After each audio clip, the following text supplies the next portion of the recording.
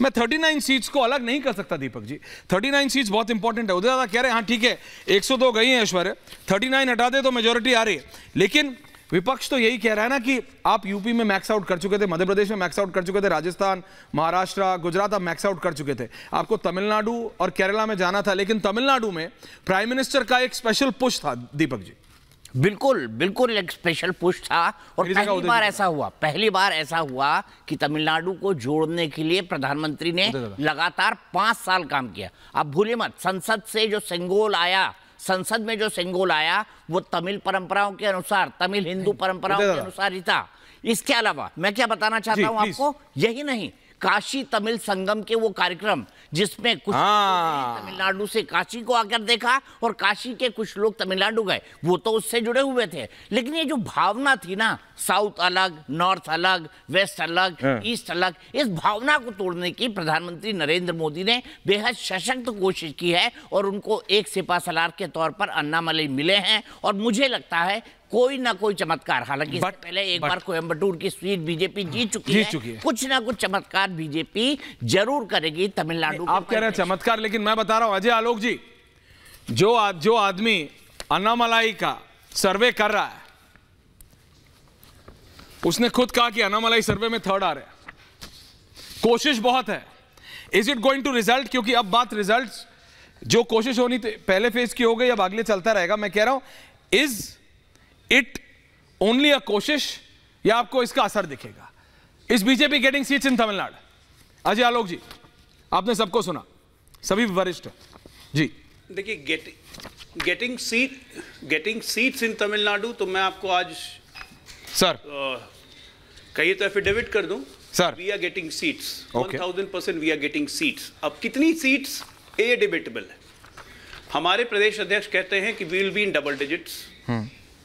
बहुत बड़ा हो जाएगा सर डबल डिजिट। पैनल में बैठा हुआ हर व्यक्ति मानेगा कि सीट्स तो हमें मिलेंगी।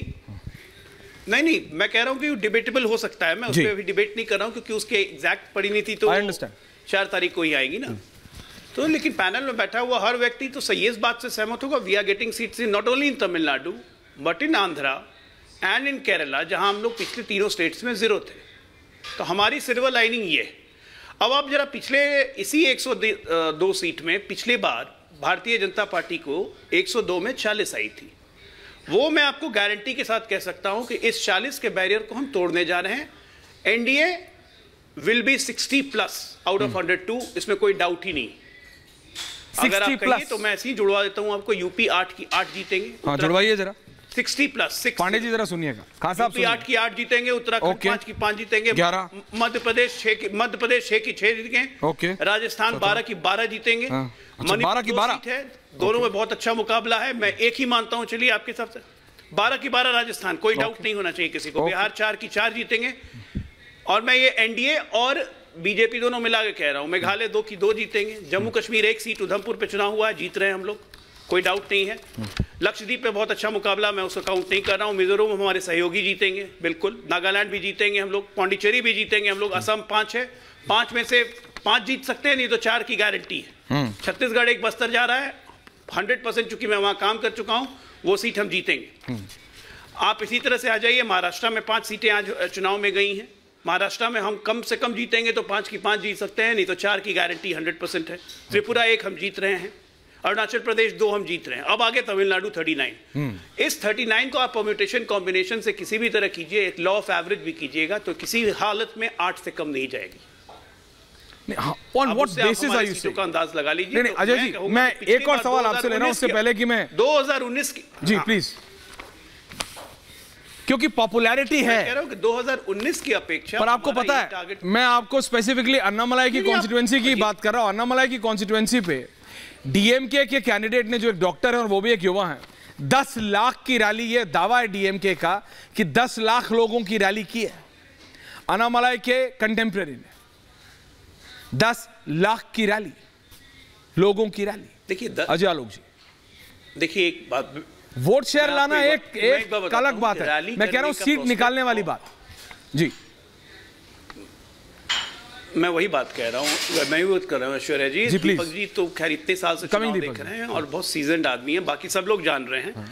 जब रैली होती है किसी बड़े नेता की या किसी चीज की भी, तो वो एक लोकसभा को मद्देनजर देख के मोबिलाइज नहीं किया जाता है, वो कम से कम 3-4 लोकसभा के अराउंड मोबिलाइज किया जाता है।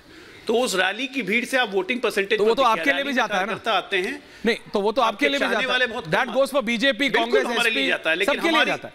पीएम की रैली अगर मेरठ में होती है तो सर हरियाणा से भी लोग जाते हैं, दैट्स ओके। बट मैं कह रहा हूं डीएमके और केरला, मैं तमिलनाडु और केरला के लिए होते ज्यादा दीपक जी इसलिए पूछ रहा हूं क्योंकि पीएम का स्पेशल पुश है, PM has made Tamil Nadu a real fight होता ज्यादा। दीपक जी के पास पहले पूछ रहा हूं, स्टूडियो में फिर आ रहा हूं। मैं सीधे एक बात कहना चाहता हूं, तमिलनाडु के अंदर मैं 10 सेकंड, ओके बोल दीजिए, बोलिए कमिंग होता दादा, ऐश्वर्या आ रहा हूं दादा एक सेकंड, अजय आप लोग कुछ बोल रहे हैं फिर आ रहा हूं। 24/7 पॉलिटिक्स, हम कमिंग होता दादा, हम 24/7 पॉलिटिकल पार्टी हैं। त्रिपुरा में हमें कोई घास नहीं देता था, हमने वहां 2 बार लगातार कमल खिलाया। 2019 में कोई नहीं सोचता था कि हम बंगाल में आगे आ जाएंगे, हम आगे 42% वोट शेयर लेके आ गए। इसी तरह अन्य राज्यों में, पूर्वोत्तर में हम आगे बढ़े हैं, उसी तरह इस बार तमिलनाडु और आंध्रा में भी हम आगे बढ़ेंगे, क्योंकि हम लगातार लगे रहते हैं, छोड़ते नहीं है जान। बोल रहे फिर आ रहा हूं दीपक दादा। उदय मोरकर, उदय दादा बोलिए, आप कुछ कह रहे थे। रेणु जी आ रहा हूं, रत्नाकर जी आ रहा हूं। देखिए तमिलनाडु को इस बार हमें तमिलनाडु को अलग तरीके से देखना पड़ेगा।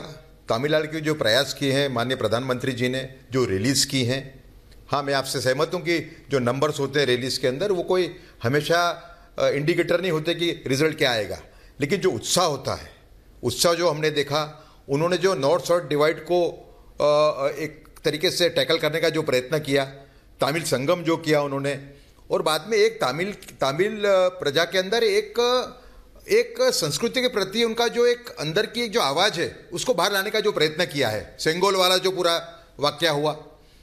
तो मैं मानता हूं कि इस बार तमिलनाडु के अंदर सीट का अनुमान लगाना मुश्किल होगा अभी, लेकिन तमिलनाडु के अंदर बीजेपी इस बार कुछ न कुछ पहले से अच्छा करेगी, ऐसा मेरा मानना है। पहले से अच्छा करेगी। दीपक जी कुछ कह रहे हैं, मल्टी कर मुझे। मैं एक बहुत रेणु जी आ रहा हूं, बताना चाहता हूं इस संदर्भ में कि तमिलनाडु की राजनीति पिछले 5 दशक में क्या रही है ऐश्वर्या, ये रही है कि नेशनल पार्टी वहां पर जूनियर पार्टनर होती थी और डीएमके या एआईएडीएमके में से कोई मेजर पार्टनर होता था। लेकिन इस बार भारतीय जनता पार्टी ने अपनी मेहनत से, अपनी रणनीति से एआईएडीएमके से थोड़ी दूरी बनाई है, एआईएडीएमके से अलग हुए हैं और अपने बल पर चुनाव लड़ रहे हैं और छोटे छोटे अलायंस भी फॉर्म किए हैं। तो पहली बार ऐसा हुआ है कि कोई जिसको पीएम ने नवरत्न कहा, पहली बार ऐसा हुआ है कि कोई राष्ट्रीय पार्टी तमिलनाडु के चुनाव के अंदर एक मेजर पार्ट बनी है। ये अपने आप में सबसे बड़ी बात है और यही बताता है कि तमिलनाडु या साउथ और नॉर्थ का जो डिवाइड था उसको गैप को भरने के लिए प्रधानमंत्री ने कितने सीरियस प्रयास किए हैं। केरल पे मैं बाद में आऊंगा ऐश्वर्या।